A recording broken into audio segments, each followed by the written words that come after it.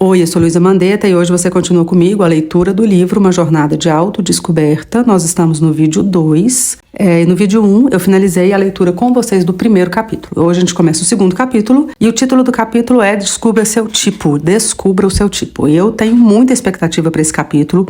Espero que ele gere reflexões em quem está ouvindo. Em mim, certamente vai gerar, já gerou muito e vai gerar. Eu atendo pessoas, eu dou aula há mais de 10 anos de Eneagrama. E esse é um tema importante para mim, é um tema relevante, porque a maioria das pessoas tem a identificação errada, sobretudo quando tem um contato superficial com o Eneagrama, e superficial em relação ao Eneagrama pode ser muito tempo, né? Relativo muito tempo. Então tem pessoas que conhecem o Eneagrama há anos, quiçá décadas, e estão identificadas errado, ou com o subtipo errado, né? Ou com o próprio tipo errado. Então é um tema importante. Vamos para a leitura, e assim que eu achar alguma coisa que eu possa, né, contribuir, eu paro e a gente conversa mais. Então vamos, capítulo 2, descubra o seu tipo. Os neurocientistas chegaram à conclusão de que o córtex pré-frontal dorsolateral do cérebro está associado à tomada de decisões e avaliação de custo e benefício. Se alguém tivesse feito uma ressonância magnética em mim e em meus amigos numa noite de verão, quando tínhamos 15 anos, o exame revelaria uma mancha escura indicando total ausência de atividade nessa região de nosso cérebro. Naquela época, em um sábado à noite, nosso grupo teve a brilhante ideia de que seria uma sábia decisão entrar correndo nus em um jantar para jogadores de golfe de um clube exclusivo da minha cidade natal, Greenwich. Além do risco certo de sermos presos por atentado ao pudor, havia mais um problema. Greenwich não é uma cidade grande e era provável que alguém conseguisse nos reconhecer. Após vários minutos de deliberação, decidimos que Mike, um dos amigos, passaria em casa rapidinho e voltaria com máscaras de esqui para cada um de nós. Então, por volta das 9 horas de uma noite quente de agosto, 6 rapazes pelados, com máscaras de esquis, várias delas enfeitadas com pompons, correram feito gazelas assustadas por um belo salão com paredes cobertas por madeira de carvalho, cheio de banqueiros e herdeiras. Os homens aplaudiram e vibraram, enquanto as mulheres, cheias de joias, ficaram congeladas de choque em suas cadeiras. Nossa esperança era que a reação fosse ao contrário. Mas não tivemos muito tempo para parar e expressar a nossa decepção. Esse teria sido o fim da história, não fosse pela minha mãe. Segunda vez que a mãe dele aparece aqui na história. O que você e os meninos fizeram ontem à noite? Ela perguntou na manhã seguinte, assim que entrei na cozinha e caminhei em direção à geladeira. Nada demais, ficamos na casa do Mike, depois fomos dormir por volta de meia-noite. Minha mãe costuma gostar de conversar, então fiquei intrigado quando ela não perguntou como meus amigos estavam, nem quais eram seus planos para o dia. Os meus, né? Nem quais eram os meus planos para o dia. De imediato, fiquei meio apreensivo. O que você e o papai fizeram ontem à noite? Perguntei animado. Fomos como convidados dos Dorfman ao jantar dos jogadores de golfe do clube que eles frequentam. Respondeu ela com um tom em parte doce, em parte férreo. A maioria das pessoas não imagina que uma mudança súbita de pressão atmosférica pode acontecer dentro de casa, despertando a esperança de que uma máscara de oxigênio caia de algum lugar acima da cabeça para substituir o ar, que de repente foi sugado pelos pulmões. Uma máscara de esqui? Ela interrogou, com o volume de voz aumentando à medida que ela caminhava em minha direção, como um policial irlandês irritado, acariciando o cacetete com a palma da mão. Uma máscara de esqui! A ponta do nariz dela não estava mais do que 2 centímetros da minha. Eu conseguiria identificar sua bunda magrela até mesmo no escuro. Ela sussurrou em tom de ameaça, imaginando o que viria em seguida. Mas a tempestade passou tão abruptamente quanto começou. O rosto da mamãe relaxou e, em um sorriso furtivo, ela virou para o outro lado e disse, de ombros enquanto saía da cozinha, sorte sua que seu pai achou engraçado.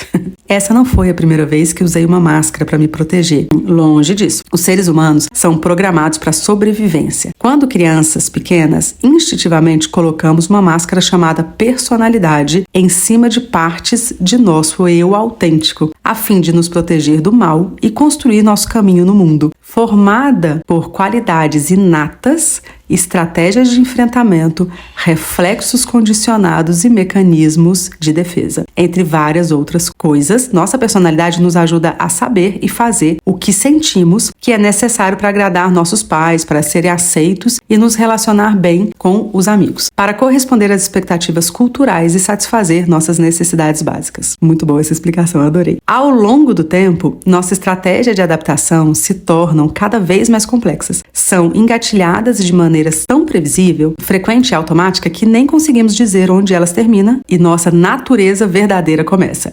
Vamos ler de novo, que isso daqui é tão interessante, olha. São engatilhadas de maneira tão previsível, frequente e automática que nem conseguimos dizer onde elas terminam e nossa natureza verdadeira começa. Ironicamente, o termo personalidade deriva da palavra grega para máscara, persona, refletindo nossa tendência de confundir as máscaras que usamos com o nosso verdadeiro eu, mesmo depois de as ameaças da primeira infância ficarem para trás. Refletindo, né? Então ele fala que é porque eu li de maneira estranha, mas ele tá falando da máscara, né? Então a máscara, na verdade, aqui, refletindo nossa tendência de confundir as máscaras que usamos com o nosso verdadeiro eu. Mesmo depois, isso aqui é tão importante, né?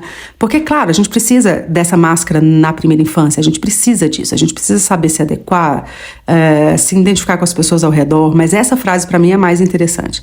Mesmo depois de as ameaças da primeira infância ficarem para trás. Aqui está o pulo do gato, né? Para a nossa transformação. Deixamos de ter uma personalidade, é a personalidade que nos tem. Agora, em vez de proteger nosso coração indefeso das feridas e perdas inevitáveis da infância, nossa personalidade, que nós e outros vivenciamos em nossas maneiras previsíveis de pensar, sentir, agir, reagir, processar informações e enxergar o mundo, nos limita ou aprisiona. Isso aqui é fantástico. Pior de tudo, ao nos identificarmos em excesso com nossa personalidade, esquecemos o nosso eu autêntico, a bela essência de que somos, ou perdemos o contato com ele.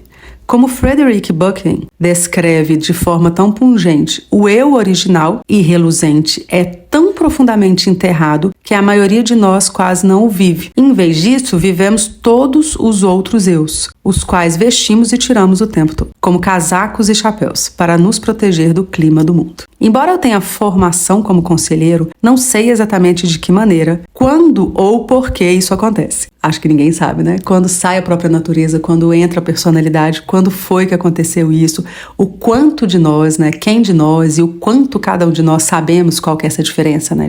É a personalidade agindo, é a minha verdadeira essência. Quantas e quantas vezes a gente para na vida para perguntar isso, né? E ao mesmo tempo, é uma ironia muito grande da vida que a gente depende dessa personalidade, a gente precisa dela, a gente precisa agradecer que ela nos trouxe até aqui. São coisas realmente para refletir sobre isso. Vamos continuar aqui. Quantas vezes ao observar meus filhos brincarem ou ao contemplar a lua em um momento de reflexão, já senti uma estranha nostalgia por algo com o que perdi o contato há muito tempo. Entre parênteses, né, no Enneagrama a gente chama isso de ideia sagrada, de virtude. Enterrando nos recônditos mais profundos do ser. Sinto que há uma expressão mais verdadeira e luminosa de quem eu sou. Enquanto permanecer distanciado dela, nunca me sentirei completamente vivo ou completo. Talvez você já tenha sentido a mesma coisa. A boa notícia é que Deus identificaria nosso bumbum magrelo em qualquer lugar. É muito legal, né? Que ele faz o link da mãe dele. Eu acho que eu falei no primeiro capítulo e se não estou enganada, eu acho que não, a mãe dele é uma 8, ele vai falar depois. E ele faz esse link da mãe com Deus aqui, né? Então, ele vai identificar o nosso bumbum magrelo em qualquer lugar, mais ou menos assim, ó. Tem gente que conhece, né, as nossas melhores aspirações, as nossas centelhinhas ali de bondade, de coisas boas e vai ajudar que a gente não se perca no meio do caminho. E nossa mãe, nosso pai, muitas vezes faz o papel de Deus nessa terra, né? Ele lembra quem nós somos, olá. Ele lembra quem nós somos. A pessoa que ele entreteceu no profundo do ventre materno e deseja nos ajudar a restaurar nosso verdadeiro eu. Seriam essas as palavras de um terapeuta disfarçadas de religião? Não. Grandes pensadores cristãos, de Agostinho a Thomas Merton, concordam que essa é uma das jornadas espirituais vitais, sem a qual nenhum cristão é capaz de desfrutar a plenitude a que tem direito desde que nasceu. Conforme Merton explicou, abre aspas, antes de podermos nos tornar quem realmente somos, devemos criar consciência do fato de que a pessoa que pensamos ser, aqui e agora, é, no máximo, um impostor ou um estranho. Fecha aspas. Fantástico, né? Vamos de novo?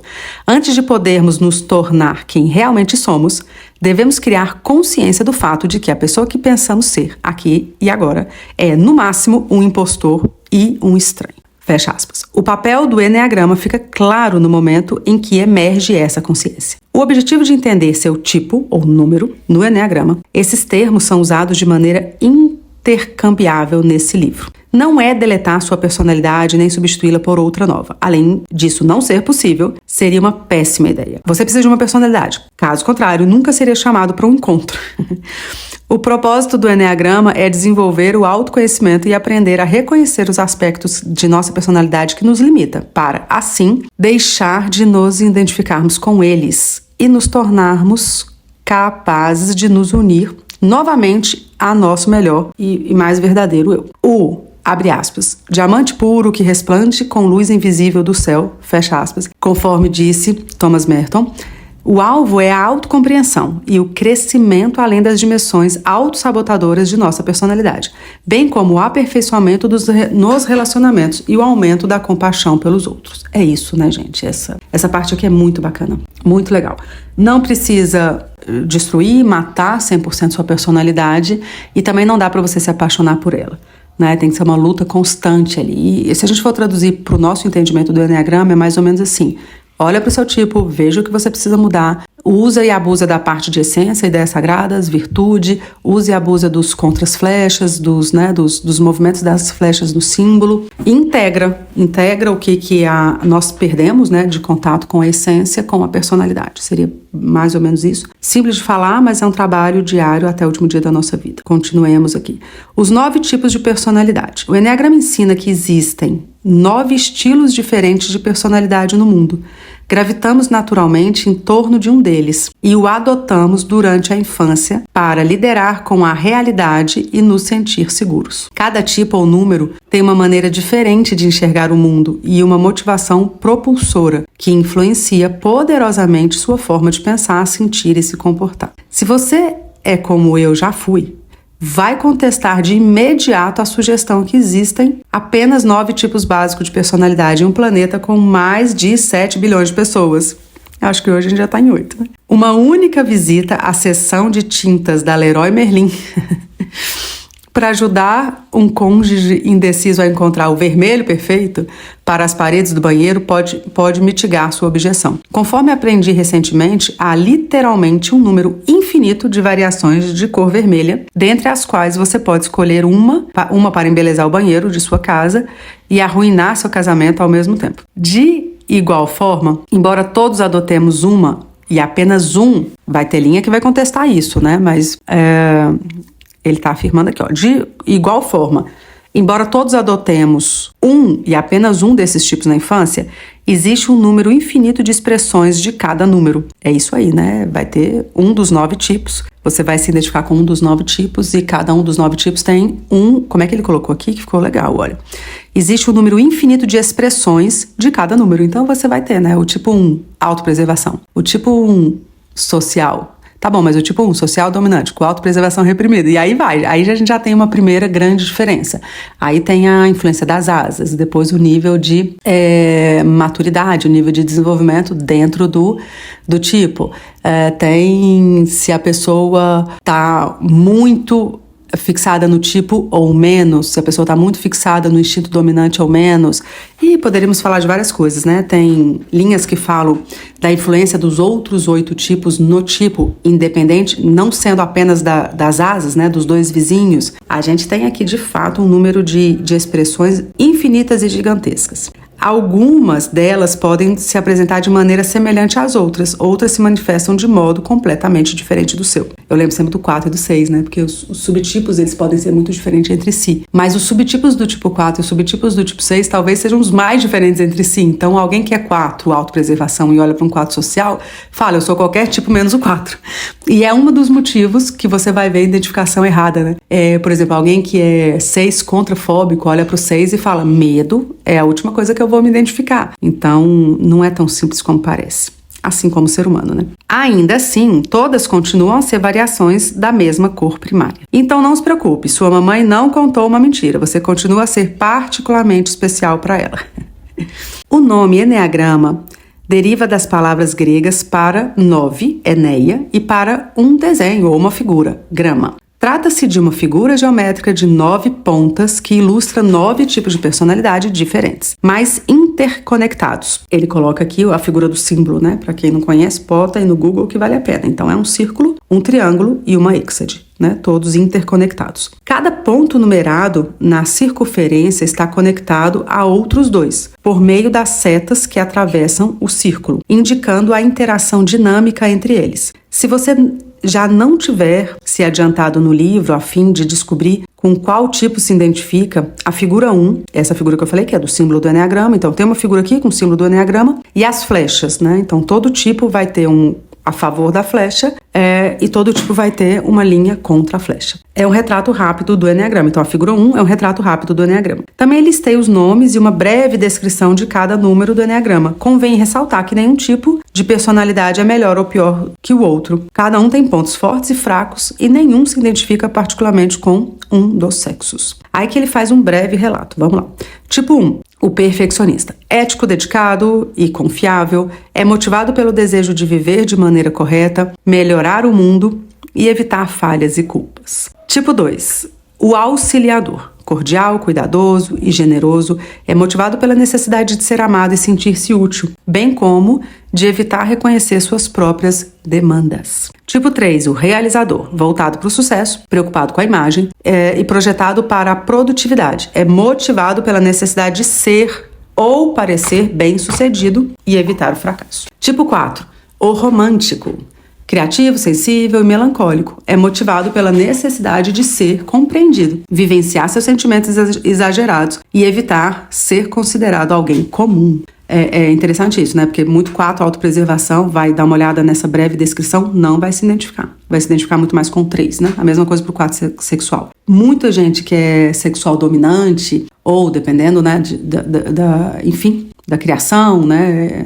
Um jovem, né, do Ocidente, por exemplo, vai se identificar com o tipo 3, né? Voltado para o sucesso. Enfim, o Eneagrama, quando ele é superficial, né? Se a pessoa pega o livro e lê essa página e ele acha que isso é tudo, ela sai repetindo uma coisa que não reflete o que de fato a pessoa é, né? Então ela vai passar a vida inteira achando que é uma 3, a vida inteira tendo certeza que não é 4 e assim por diante. Mas vamos lá. Tipo 5, o investigador, analítico, desapegado e adepto da privacidade, é motivado pela necessidade de adquirir conhecimento, conservar energia e evitar depender dos outros. Tipo 6, o leal, comprometido, prático e espirituoso. Pensa sempre no pior cenário e é motivado pelo medo e pela necessidade de segurança. Tipo 7, o entusiasta, divertido, espontâneo e aventureiro.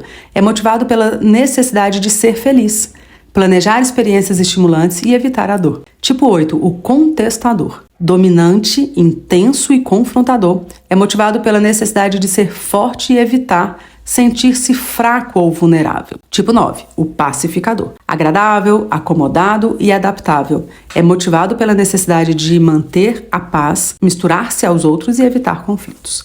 Talvez você esteja começando a ter uma ideia do tipo em que se enquadra ou de qual número explica o seu tio de 70 anos que ainda se veste de mestre Yoda e participa de convenções sobre Star Wars.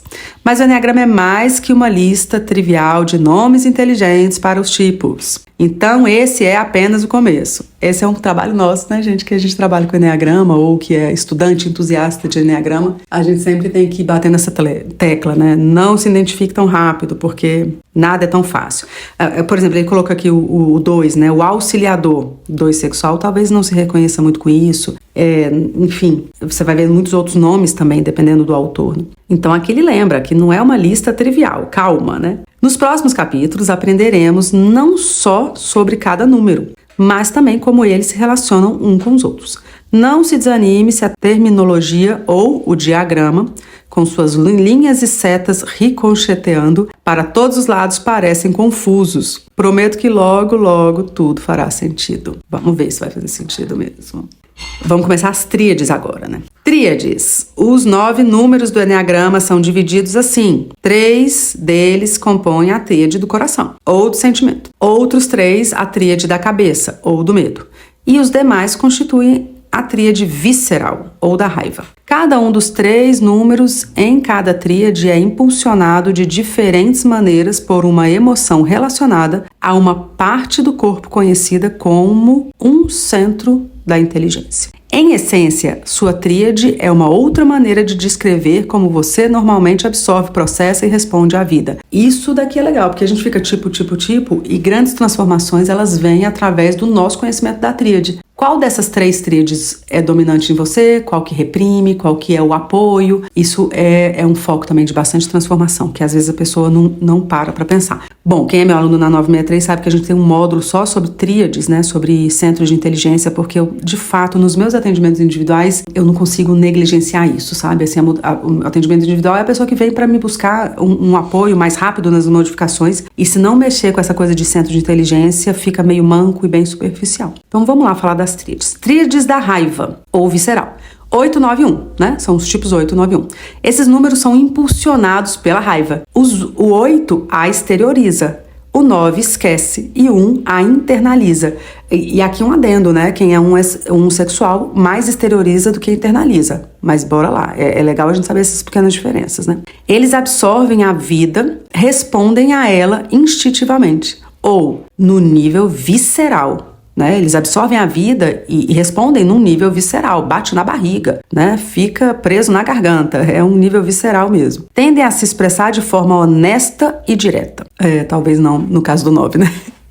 Muito legal falar, né, de tríade, porque é uma loucura. Então, de novo, lá nesse módulo meu na Escola 963, a gente fala muito sobre isso. E o 9, ele é do tipo do triângulo, junto com o 3 e o 6, e em uma das interpretações do símbolo, a gente pode dizer que ele reprimiu o próprio centro de inteligência e dá várias outras nuances, né? Então, é interessantíssimo perceber isso. Quem é meu aluno, volta lá no módulo Tríade da Mente, que vai te ajudar bastante. Tríade dos sentimentos ou do coração. 2, 3 e 4. Esses números são impulsionados pelos sentimentos. O 2 se concentra exteriormente no sentimento dos outros. O 3 tem dificuldade em reconhecer os próprios sentimentos e das outras pessoas. E o 4 concentra a atenção internamente nos próprios sentimentos. Absorvem a vida e se relacionam com ela baseando-se no coração. Além disso, preocupa-se mais com a imagem do que os outros números. Fantástico isso, né? Entender que eles são da tríade da imagem é interessantíssimo. E, de novo, né? É pouco tempo para falar de muita coisa, é óbvio, né?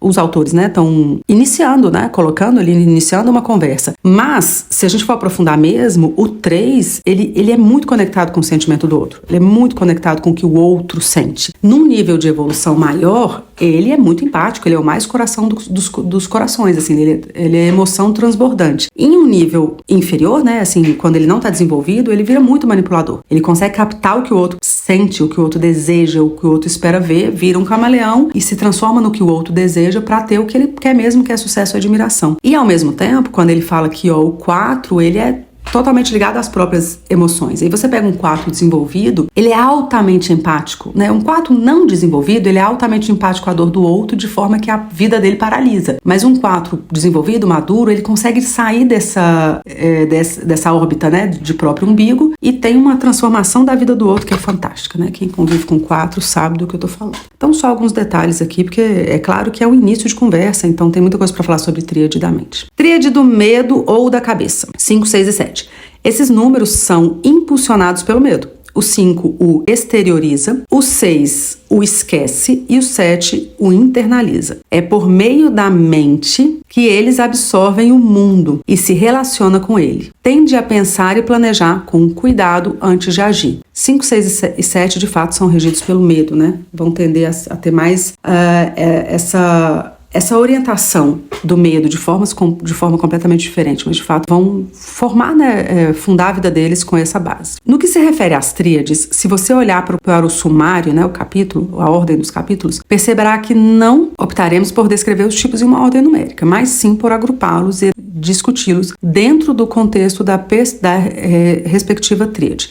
8, 9 e 1 estão juntos. Depois vem 2, 3 e 4. E por fim, 5, 6 e 7. Escolhemos dispor os capítulos dessa maneira para ajudá-lo a ver as comparações importantes de cada número com os seus companheiros de tríade, além de tornar mais fácil a compreensão do Eneagrama. Essa ordem também ajudará você a identificar seu número. Então vamos ver o que ele fez mesmo aqui, que eu me perdi um pouco. Ele fez 8, 9 e 1, depois 2, 3 e 4 e 5, 6 e 7. Ok, ele começou pela tríade, né? Agora ele vai falar de asas. Números de asa: estresse e segurança. Vai falar de asa, estresse e segurança. Uma das coisas que amo no Enneagrama é como ele reconhece e leva em conta a natureza fluida da personalidade. Lembrando que isso é interessante da gente lembrar, né? A gente olha para o símbolo do Enneagrama e vê um círculo, mas ele não é um círculo, ele é um globo, né? É uma espiral, é uma coisa que não para nunca. É a espiral para o alto, a espiral para baixo. A gente não pode pensar nele como um símbolo estático. E leva em conta a natureza fluida da personalidade, que se adapta constantemente com a mudança das circunstâncias. Há momentos em que ela está saudável, outros que ela está regular e ainda outros que ela se encontra completamente maluca. A questão é que ela sempre se move para cima e para baixo, em um espectro que varia de saudável para regular e problemático, dependendo de onde você se encontra e do que está acontecendo. No início de cada capítulo, descreverei rapidamente, em termos amplos, como cada número tipicamente pensa, sente-se e age quando está posicionado em um espaço saudável, regular ou problemático dentro do seu tipo. Veja no Enneagrama que cada número tem uma relação dinâmica com 4 outros números. Cada número toca os 2 que estão dos seus lados, bem como os 2 que ocupam a extremidade das setas. Esses 4 outros números podem ser vistos como recursos que lhe dão acesso às suas características ou suco ou sabor, como gosto de chamá-los, né? Então ele está falando aqui, você é um tipo, mas você tem o seu companheiro, né, de lado esquerdo e do lado direito, que é a asa, e você tem o seu a favor da flecha e o contra-flecha. Aqui eu acho que ele vai usar a metodologia de estresse e de desenvolvimento. Vamos ver como é que ele nomeia isso. E a gente já sabe que essa questão de estresse é um erro histórico, é um erro de interpretação. Então, no meu módulo lá sobre desenvolvimento dos tipos na escola, eu contextualizo isso, tá? Quem tiver interesse de saber. Embora sua motivação e seu número nunca mudem, seu comportamento pode ser influenciado por esses outros números, tanto que você pode até se parecer com um deles de tempos em tempos, conforme verá no próximo capítulo. Você pode aprender a se movimentar deliberadamente em volta do círculo, usando esses números como suporte extra quando necessário. Ou seja, você é um tipo 1, você vai ganhar muito. Não só quando você entrar em contato com o 7, que é o seu contra-flecha, ou com o 4, que é o seu a favor da flecha. Mas se você for um 1, você ganha muito quando entra em contato com 5, dependendo do momento de vida que você está vivendo. Entra em contato com 9, né? Além de ser sua asa, enfim. É isso que ele está falando aqui, né? Não adianta fixar em um ponto só. Você tem que entender como é que os outros podem te ajudar no seu caminho de desenvolvimento. Número de asa. São os que ficam à esquerda e à direita do seu número. É possível se inclinar na direção dessas duas asas e pegar algumas de suas energias e qualidades características. Por exemplo, meu amigo Doran, que é um 4, o romântico, com asa 3, o realizador. Ele é mais extrovertido e inclinado a realizar para ser reconhecido do que um 4 com asa 5, o investigador, que é mais introvertido e retraído. Número de estresse e segurança. Seu número de estresse é o número para o qual sua personalidade se move quando você está sobrecarregado, sob pressão ou no corredor de tintas da Leroy Merlin, com um amigo ou cônjuge em dúvida. É indicado pela seta que aponta para longe de seu número no Enneagrama na figura 2. A figura 2 ele fez o símbolo do Enneagrama com as setas de segurança e estresse. Então, segurança ele chama contra-flecha, lembra? Tudo que é contrário dói um pouco mais, né? Então, seria o desenvolvimento, e estresse ele chama de a favor da flecha. Por exemplo, as pessoas do tipo 7, usualmente felizes e positivas, se movem rumo ao tipo 1, o perfeccionista, e assumem suas qualidades negativas em situação de estresse. Podem se tornar menos sociáveis e adotar um pensamento mais dicotômico. É importante reconhecer o número que você busca em situações de estresse, para que, ao perceber que ele está sendo ativado, você possa tomar decisões melhores e cuidar de si mesmo. Gente, quem quiser saber sobre isso, eu tenho uma playlist no YouTube, tá? Na escola a gente tem um módulo que fala só sobre isso. Como é que você identifica o estresse? Por que cada tipo entra no estresse? Como que ele fica? Como que sai? Putz, eu acho esse tema fantástico. É um erro histórico e eu chamo de petit gâteau, que é um erro bom, porque a gente meio que vive no estresse, a gente meio que cresce no estresse, né? E reconhecer isso pode ser fantástico. Então, pode ir lá no meu canal no YouTube que eu aprofundo bastante sobre essa questão do movimento do estresse. É isso que ele fala aqui, olha, é bem legal. Ao perceber que está sendo ativado, você pode tomar decisões melhores e cuidar de si mesmo, né? Isso aí, concordo. Tá lá no meu canal do YouTube como você fazer isso.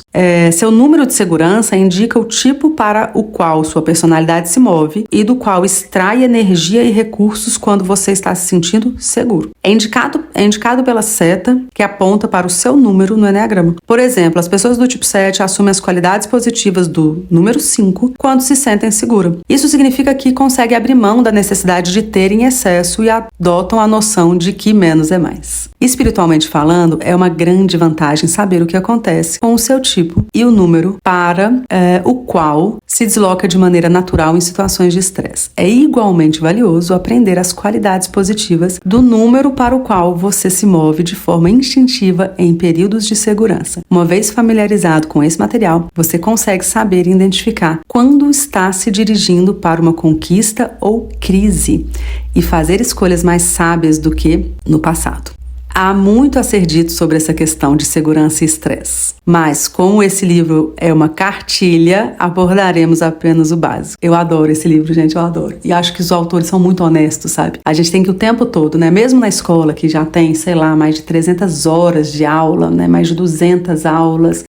Mesmo lá, eu sempre lembro aos meus alunos, gente, aqui é um começo de conversa, né? Então, imagina um livro só, imagina um vídeo de 15 minutos. Não dá. A gente que é professor de Eneagrama, a gente tem que o tempo todo lembrar, isso aqui é um início de conversa. Não toma decisão, né, acerca só dessa frase. Não bate o martelo no seu tipo acerca só dessa informação. Tem que juntar uma série de informações e para isso precisa de tempo, precisa de decantar, precisa de meditação, né? Mas esteja ciente de que há muito mais para aprender sobre o assunto. Então vamos voltar aqui que eu achei isso daqui muito legal. Há muito a ser dito sobre essa questão de segurança e estresse, mas, como este livro é uma cartilha, abordaremos apenas o básico. Mas esteja ciente de que há muito mais para aprender sobre o assunto. Fantástico. E aqui a gente termina, então, esse áudio, esse vídeo 2, que não terminamos o capítulo, tá? A gente continua ainda o capítulo 2. O próximo título é Descubra seu pecado capital. Então, entre os 9 pecados capitais, né? Entre os 9 vícios, entre as 9 paixões, qual será o seu? Isso que a gente vai ver no próximo tópico, dentro ainda do capítulo 2. Eu acho que é um capítulo que vale muito a pena a nossa reflexão, nossa de profissionais de Eneagrama, no auxílio dos nossos clientes e alunos que queiram se identificar correto. É um capítulo que vale, um tema que vale muito a reflexão do estudante de Eneagrama, uma humildade, né, de deixar o copo vazio, mesmo se você já conhece a sabedoria, deixar o copo vazio para, de fato, se tiver uma pulguinha atrás da orelha, alguma coisa que você queira investigar mais profundamente, vale a pena, né? Então, na escola eu explico com muito vagar, mas uma das coisas que dá para saber se você tá com o tipo certo ou não é se o seu caminho de desenvolvimento tá muito doloroso. Então, contra flecha. Se você é 7, vai ser muito doloroso ir pro 5. Se você é 6, vai ser muito doloroso ir pro 9. Se você é 9, vai ser muito doloroso ir pro 3 e assim vai, né? Tem que doer mesmo, sabe? Ou você não tá fazendo corretamente, né? Você tá meio que sendo muito auto-amoroso com você, ou você tá identificado errado. É uma das dicas, tá bem? E tem uma série de outras coisas que vai te ajudando, né? Como é que você ficaria no estresse comparado com qual que o tipo que você acha que é no estresse, como é que é o subtipo, porque você pode ter tudo de um tipo 5, por exemplo, mas você é um 4. E se você for estudar os subtipos do 5, você vai perceber que você não é um 5. Você vai perceber que tem muita coisa ali que não bate. Então, o tempo, a honestidade, né? A clareza, a coragem de olhar pro próprio tipo, ela vai te ajudar. Mas, às vezes, não é uma intenção negativa da pessoa, e eu ouso dizer que na maioria das vezes não é uma intenção negativa, sabe? Não é uma pessoa que tá falando, eu vou falar que eu sou um tipo X porque na minha empresa ou no meio que eu vivo esse tipo é mais valorizado, é mais bem visto, e vou dar uma enganada aqui. Eu percebo que, sei lá, 98% das vezes não é isso. A pessoa que busca o Eneagrama, ela quer ser verdadeira com ela mesma. Mas tem muitas coisas que são tão nossas que a gente não consegue nomear. E tem coisas que são muito escondidas que pessoas que nos amam percebem com muita clareza e a gente não. Então, tá aí a importância do tempo, da reflexão, do estudo sério e muitas vezes de um profissional que possa te apoiar. Tá bem? A gente termina então esse áudio, esse vídeo 2 e eu já tô animada pra gente começar o 3 e continuar essa nossa conversa ainda dentro desse tema que é identificação, como é que a gente identifica o tipo e como é que a gente não entra na estatística da maioria das pessoas que estão identificadas erradas. Um beijo meu no coração, até o próximo áudio. Não esquece de compartilhar se você tá achando que tá legal essa leitura, que ler juntos, né? Às vezes você já até leu esse livro e está lendo novamente, às vezes você não consegue aí colocar no seu dia a dia o hábito da leitura, mas está me ouvindo nos seus deslocamentos, nos seus afazeres aí. A gente às vezes tem uns afazeres meio mecânicos que dá para ir escutando, né? Então, se você acha que isso tem te ajudado, compartilha com mais gente para que ela também possa, para que as pessoas especiais, né, ao nosso redor também possa crescer junto com a gente. Beijo, até o próximo áudio.